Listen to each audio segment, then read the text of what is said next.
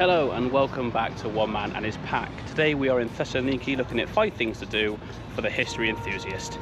This is not a ranked 1 to 5, it's just 5 things that I found really interesting around the city to do. Starting off here at the White Tower of Thessaloniki. Built in the 15th century, the White Tower of Thessaloniki is built on top of an older Byzantine ruin tower as part of the old defensive walls. Nowadays it's used as a museum for Thessaloniki. On each level of the tower itself is a different aspect of history to look at. There's a section that's got all about the people, another section about the Great Fire, another section about Thessaloniki through the years. There's lots to see, and once you get to the top, it's a really nice view as well. It's on the waterfront, it's really easy to get to, and it's a nice starting place for our little journey. So now we've reached the top, it's time to head back down into the city to our next stop.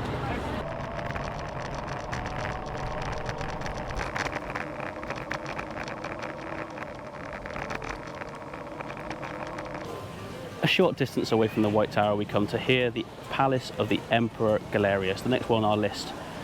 Built between the turning point of the Roman and the Byzantine Empire in the 3rd and 4th century, it solidified Thessaloniki's place as the heart of the Eastern Roman Empire during his rule. There's lots of ruins here, there's a lot to see. Unfortunately, I've arrived on a day where it's closed, so I'm not allowed to go around it. However, there's walkways and you can go in and out of all the buildings, so I'll show you a bit of footage of what I can see from the outside, but you have to explore the inside for yourselves. As you can see now, they might as well call it the Cat Palace. There's about 8 of them in there. A modern square has been built up around it, now lined with cafes, restaurants, bars and shops. So I'm going to stop here for a quick drink before moving on to our next place. In fact, you can see our next place from here. Me too, Pooch. Me too. On the walk up to our next place, you'll also come across more of the palace complex. We're getting there. Next on my list, behind me you can see it, is the Rotunda and the nearby Arch of Galerius. They're so close together they might as well be just one place at this point. The Rotunda was built in the 4th century AD. It is a perfect example of early Christian architecture and a site of significant importance for the Eastern Roman Empire. So let's go inside and have a look around. Built around 306 AD on the orders of Galerius, it was thought that this was built to become his mausoleum. In the end, in the late 4th century, it was converted into a church. It's also known by its consecration and use as the Greek Orthodox Church of Agios Georgios, and was used for the next 1,200 years until the city fell to the Ottomans, where it was converted into a mosque in 1590. Its walls are more than 6 meters thick, and it boasts a flat brick dome 30 meters high at its peak, and originally had an oculus in the middle, the same as the Pantheon in Rome. Now that we've finished at the Rotunda, it's only a short walk, albeit only a few meters, down to the arch.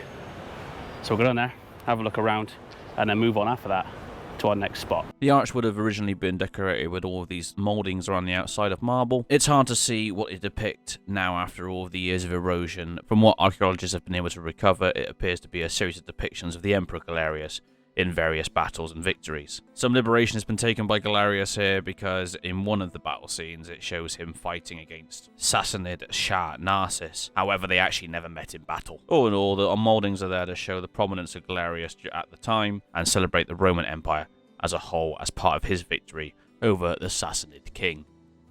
Now we've finished at the arch, let's move on to the next stop.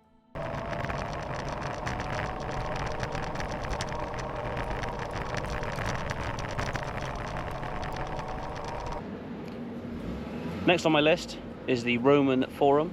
It's in the north end of Thessaloniki. It also boasts ruins of a bathhouse and an arena.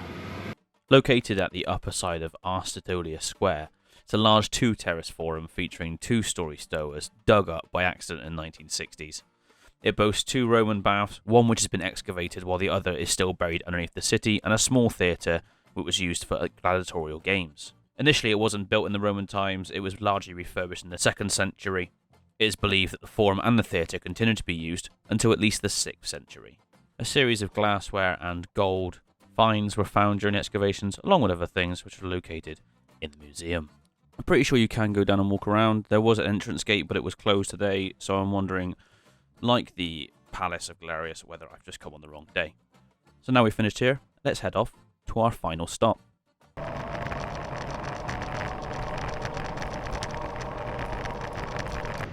This isn't the next stop on my video, but if you're walking to the next place, then you will pass us on the way. It is the eastern Roman remains of the walls.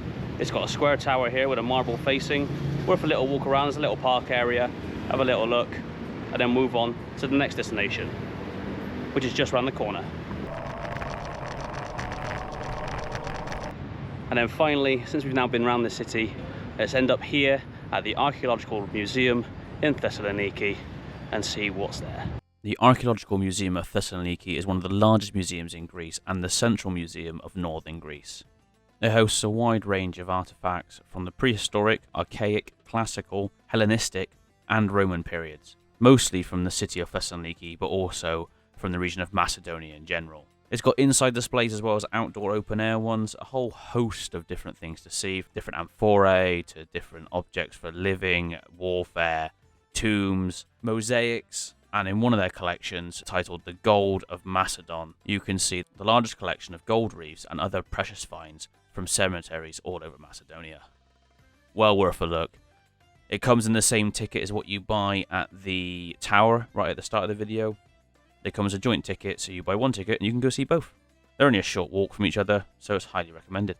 I really enjoyed it in there. It's got a cafe for some food and drink and stuff as well. And again, it's got an audio guide linked to your phone. You download the app and you can look and listen to absolutely every single find or display that is in the museum and learn as much as you want to about them. You can go around it in an hour or 8 hours. It's entirely up to you. You can study every single object if you want to. The app has got a vocal guide about absolutely everything to make your trip nice and easy. So there we have it. That's 5 things to see in Thessaloniki for the history lover. Technically 6 if you take into account the walls as well on the way. But if you like this kind of content, please consider subscribing to the channel, liking the video, popping a comment below. Until the next one, take care. Thank you for watching, and we'll see you again. Goodbye. Right, I know it's the end of the video, but I thought I'd put a special mention in for this. It's a destroyer from World War II. There's not allowed video on side, so here's a few photos of what I've took. It's €2 to walk aboard it. It's well worth looking around if you're there. I just didn't put it in the video as a actual stop because I couldn't do any video footage whilst I was on there. But for €2 on the waterfront, it's an absolute steal. It's great to look around. Anyway, thanks for watching. Take care. Catch you on the next one. Goodbye.